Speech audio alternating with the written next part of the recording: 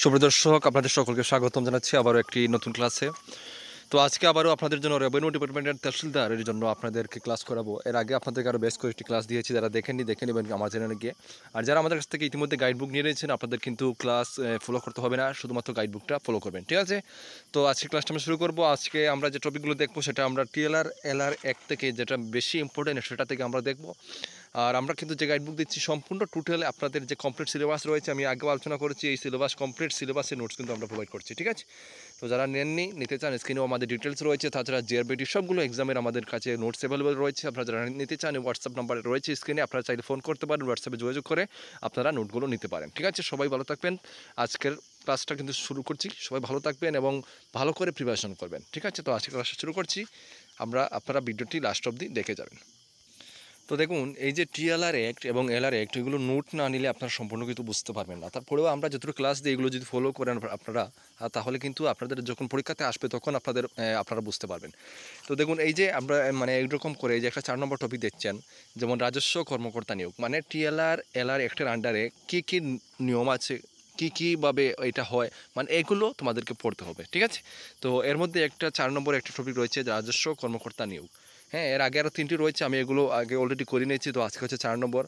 তো এই যে টিএলআর অ্যাক্ট, এলআর অ্যাক্ট, আমি সম্পূর্ণ তোমাদেরকে আমি বলে দিচ্ছি, এগুলো ডেসক্রিপটিভ থাকবে এবং এমসিকিউ থাকবে, দুটোটা মিলে থাকবে, ঠিক আছে? তো আজকের যে টপিকটা আমরা সেটা আলোচনা করব, রাজস্ব কর্মকর্তা নিয়োগ। এই টপিকটা নিয়ে আজকে আলোচনা করছি, ঠিক আছে? তো দেখুন, সরকার বা এই উদ্দেশ্যে সরকার কর্তৃক অনুমোদিত অন্যান্য কর্মকর্তা নিম্নোক্ত শ্রেণীর রাজস্ব কর্মকর্তা নিয়োগ করতে পারেন, ঠিক আছে?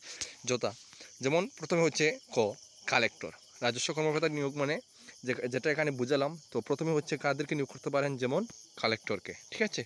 তারপরে যেমন দেখো অপশন ক অথবা অপশন বি তোমরা ধরতে পারো, বন্দোবস্ত ও ভূমি রেকর্ডের পরিচালক, ঠিক আছে? তারপরে যেমন মহকুমা কর্মকর্তা, তারপরেও যেমন জরিপ এবং সেটেলমেন্ট অফিসার, ঠিক আছে? এদেরকে নিয়োগ করতে পারেন। তারপরে যেমন রয়েছে সহকারী জরিপ ও সেটেলমেন্ট অফিসার, তারপরে রয়েছে সার্কেল অফিসার, তারপর রয়েছে যেমন রাজস্ব পরিদর্শক, ঠিক আছে? এবং বরকজ্য রয়েছে দেখো তহসিলদার।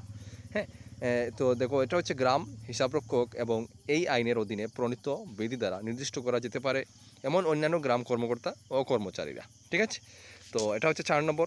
তো আরেকটা টপিক রয়েছে এখানে দেখতে পাচ্ছেন 5 নম্বরে, যেমন কালেক্টর এবং কিছু অন্যান্য রাজস্ব কর্মকর্তা। তো এটা হচ্ছে আরেকটা টপিক। তো এরকম বিভিন্ন টপিক রয়েছে এই সিলেবাসের মধ্যে।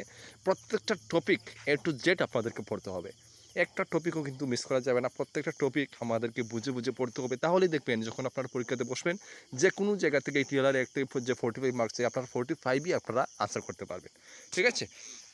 এরকম প্রত্যেকটা টপিক অনুযায়ী পড়তে হবে এবং যতক্ষণ পর্যন্ত আপনারা নোটস বা সিলেবাস অনুযায়ী পড়বেন না বা নোটস নিয়ে পড়বেন না, আপনাদের এগুলো একটু বুঝতে অসুবিধা হতে পারে, ঠিক আছে?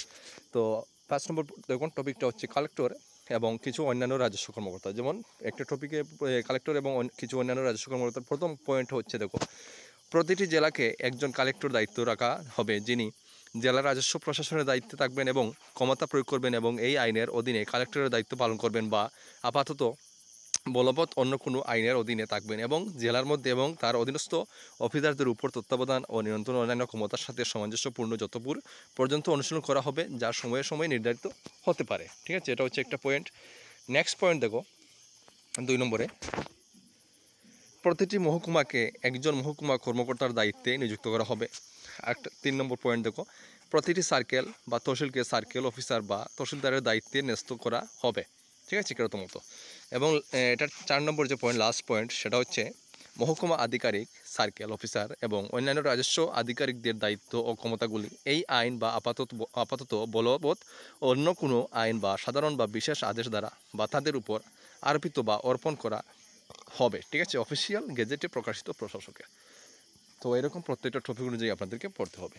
তো বন্ধুরা, আজকের মতো ক্লাস এতটুকুই। এরকম আরও বিভিন্ন টপিক রয়েছে, বিভিন্ন এরকম দেখতে পাচ্ছেন আপনারা, বিভিন্ন টপিক রয়েছে, অনেক টপিক রয়েছে, সবগুলো টপিক আপনাদেরকে পড়তে হবে, ঠিক আছে? তো আজকে আমার ক্লাসে এতটুকুই। সবাই ভালো থাকবেন, সুস্থ থাকবেন। আর আমাদের কাছে ইংলিশ ভার্সন, বাঙালি ভার্সন, তহসিলদারের দুটোই রয়েছে, আপনারা যার যেটা লাগে সেটা নিতে পারেন। আবার বলছি, নিতে চাইলে হোয়াটসঅ্যাপ নাম্বারে যোগাযোগ করে নিয়ে নেবেন। সবাই ভালো থাকবেন, দেখা হচ্ছে পরবর্তী ভিডিওতে। জয় হিন্দ।